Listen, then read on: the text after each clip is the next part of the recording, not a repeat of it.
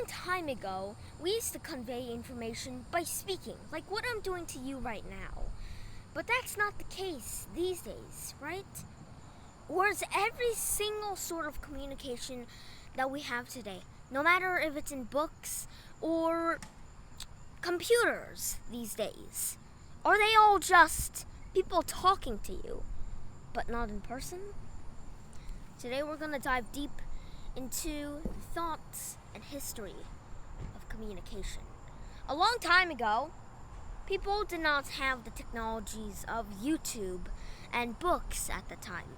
They could write stuff down, but it would be too expensive to copy it down.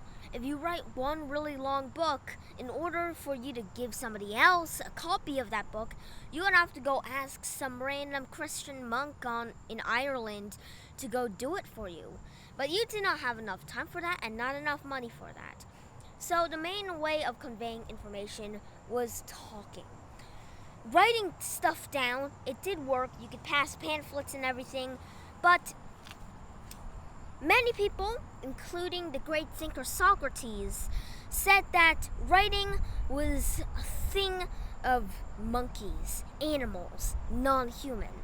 But nowadays, that's how we convey most of our information, through writing, scripts, books, YouTube. But then, a couple hundred years ago, came our greatest invention. And this invention would be so life-changing that it still influences us to this very day and will influence us forever again. The printing press. It was invented to combat a single thing. Writing became very popular nowadays, but the only way for them to write and copies to sell to other people would be by literally physically writing them back down again, which would take a lot of time and effort, especially since books those days were about this thick times infinity. But then the printing press changed that all. Now copies of scriptures and other forms of writing could be copied fast-paced and sold for cheaper prices and manufactured for cheaper prices. Then people started looking towards that. And now newspapers, books, great works of literature became things now that the printing press had completely changed everything. And now we can enjoy the values of books. Now, what a book would do is it conveys information on white blank pieces of paper. But if you notice on these pieces of paper, there are black squiggles. Now what these black squiggles do is convey information. They represent words and numbers, although they don't really do it very well because some people cannot read and you have to be trained to do it. This is a great way of conveying information. Or was it? Let's leave the era of the written word and let's enter the new era, the one that you're living in and the one you're experiencing this moment. In fact, you're currently watching a product of this change. The modern age, when technology comes and ruins everything or makes everything better, depending on how you look at it. But now, this was still king, because at the time, all it could do was write a few things and boom, you can send it to other people, but it wasn't widespread. People were still using this. Talking was still pretty much more important than books, although books were still much more important than what technology was. And then technology went even crazier. Now we got YouTube, we got Google, we have Wikipedia. That's not a website, but who cares? Now, what YouTube does is it takes what we have in our hands right now and puts it on a very simple machine. If you can see, this can do anything, unless you don't have any internet. Although that still wasn't as good as it once was, it was starting to turn books and talking obsolete. But if you could go into a random YouTube video on YouTube and went through all the way to the back, you'll find that this was once just a man talking from a book called a script.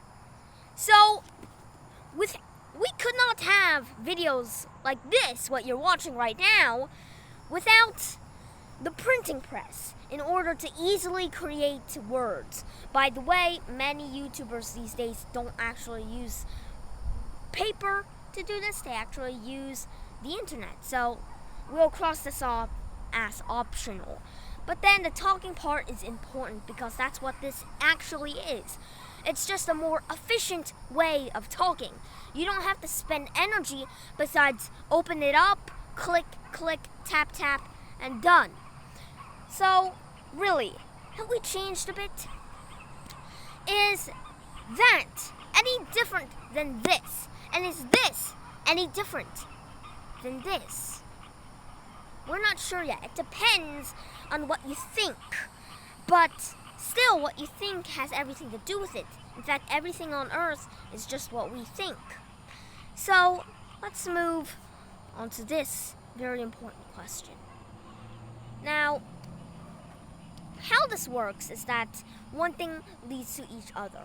Now, the computer and YouTube and other things are all linked and cannot exist. In fact, are literally just this and this. So, really, how does this work at all? Is any of this really linked to one single thing, or is this just a jambling mixture of everything? Well, as I just said, we can't really tell right now. But you can think it up by yourself. You think on what you think that this all means. But for me, this is what I say. Talking is the root of everything, therefore everything is the root, which is talking. This is a form of talking, except instead of moving your mouth, making words come out, you move your eyes and you put in what all these squiggly lines says, like a code. And for the internet and YouTube and Google and things, it is just talking. For reading things on the internet, it's still basically just like this.